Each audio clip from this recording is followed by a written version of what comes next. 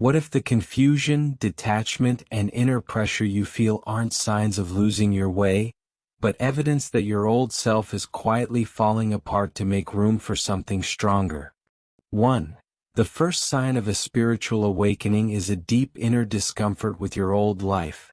Habits, ambitions, relationships, and identities that once defined you now feel empty or misaligned, because Stoic philosophy teaches that awakening begins when the soul recognizes what is not in accordance with reason and virtue.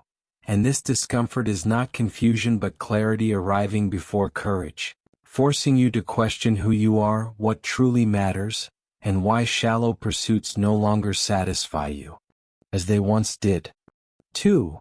The second sign is increasing solitude and emotional detachment, where you feel separated from crowds, noise, and constant stimulation, not out of arrogance but necessity, since the Stoics believed wisdom requires distance from distraction, and those undergoing awakening are pulled inward so the mind can be disciplined, values refined, and false attachments dissolved, making loneliness a training ground rather than a punishment.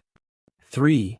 The third sign is heightened awareness of your thoughts, reactions, and inner dialogue, where you begin observing yourself rather than being controlled by impulses, anger, fear, or desire, because Marcus Aurelius emphasized that mastery of the self is the highest form of power, and this growing awareness signals that reason is awakening, allowing you to pause, choose wisely, and act with intention rather than habit, even when it is uncomfortable or isolating.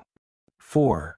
The fourth and final sign is an unmistakable pull toward purpose, responsibility, and inner alignment rather than pleasure or approval, a quiet but persistent pressure to live with integrity, restraint, and service, because Stoicism teaches that every person has a role to play in the order of nature. And awakening occurs when you stop asking what life can give you and begin asking what is being asked of you.